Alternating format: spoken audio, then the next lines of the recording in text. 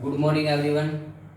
Today we discuss exercise 2.3 class 9 chapter 2nd.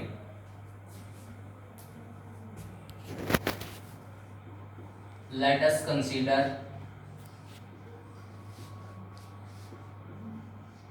two numbers 15 and 2.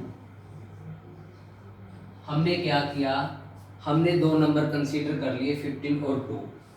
हम क्या करते हैं, जो हमारे पास 15 है इसको 2 से डिवाइड कर देते हैं. 2 7 जा 14. तो हमारे पास रिमाइंडर कितना बचेगा 1. तो अब देखो, जो हमने मान लो हमने दोबारा फिर 15 लेके आना है, तो 15 हम कैसे लेके आएंगे. 15 is equal to 2 into 7 plus 1. तो जो हमारा 15 है इसे हम बोलते हैं डिविडेंड, और जिससे हम डिवाइड करते हैं उसे बोलते हैं डिवाइजर. जो डिवाइड करके हमारे पास आता है उसे बोलते हैं कोशेंट.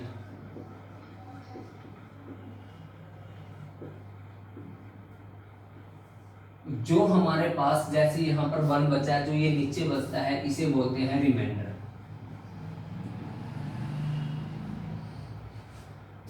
ये आपने अच्छी तरह से ध्यान रखना है. तो dividend is equal to divisor into quotient plus remainder. ठीक है, dividend is equal to divisor into quotient plus remainder. तो अब देखो, अगर मान लो एक अनदर एग्जांपल ले लेते हैं हम क्या करते हैं, 2 को 14 को 2 से डिवाइड कर देते हैं. 14 को 2 से डिवाइड कर देते हैं तो हमारे पास रिमाइंडर कितना आएगा, इस केस में 0 आएगा. इसमें हमारे पास रिमाइंडर कितना आएगा 0 आएगा. तो अब हम इस 14 को ये लिख सकते हैं 2 इज ए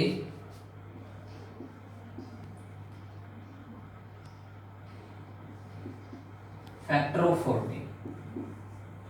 जो 2 है ये 14 का फैक्टर है, या फिर 14 इज ए मल्टीपल ऑफ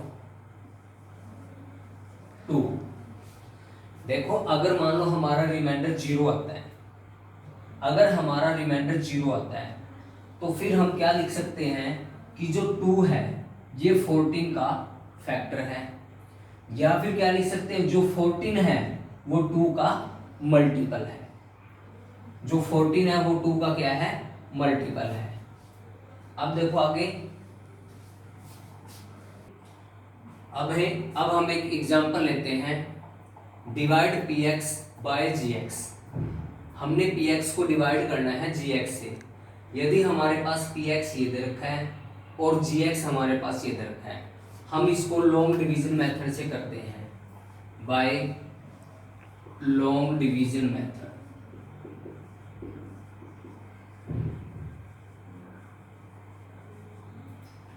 सबसे पहले हमने क्या करना है, लॉन्ग डिवीजन मेथड में आपने पता है यहां पर हमने डिवाइजर लिखना है और यहां पे हमने क्या लिखना है, डिविडेंड लिखना है.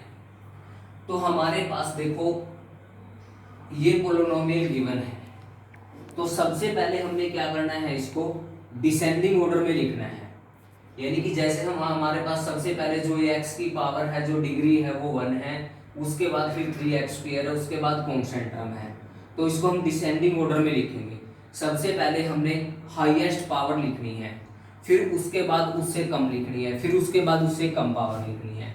तो सबसे पहले हमने लिखना है 3x², उसके बाद लिखना है प्लस x, और उसके बाद -1 ऐसे इसमें लिखेंगे।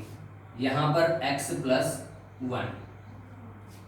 देखो हमने क्या करना है, जो हमारे पास x प्लस 1 जो डिवाइजर है, इसमें जो ये फर्स्ट टर्म है और ऐसे ही जो डिविडेंड में ये फर्स्ट टर्म है, इस x की हेल्प से हमने ये क्रिएट करना है 3x²।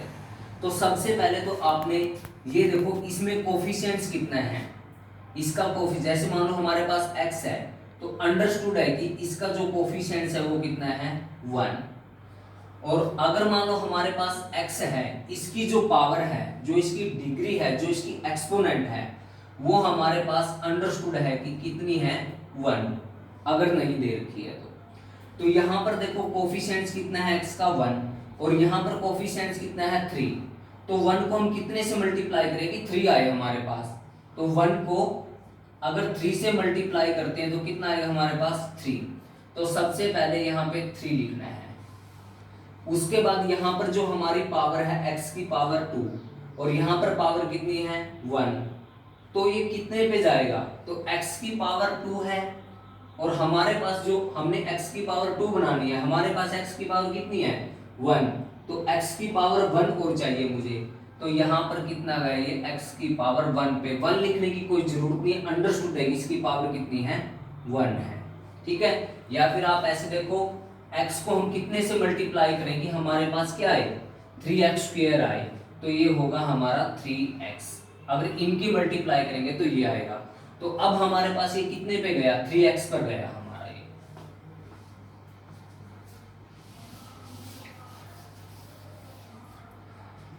इस x की इसके साथ मल्टीप्लाई करेंगे तो हमारे पास आएगा 3x²। अब इसके साथ भी मल्टीप्लाई करनी है, 1 की इसके साथ मल्टीप्लाई करेंगे तो कितना आएगा हमारे पास 3x। और लॉन्ग डिवीजन मेथड में आपने ये ध्यान रखना है कि जो लाइक टर्म है, लाइक टर्म को लाइक टर्म के नीचे लिखेंगे। मींस जैसे यहाँ पर x² वाली टर्म्स है तो इसके नीचे x² वाली ही टर्म आएगी। यहाँ पर x की पावर 1 या ओनली x है तो इसके नीचे x वाली टर्म ही लिखनी है।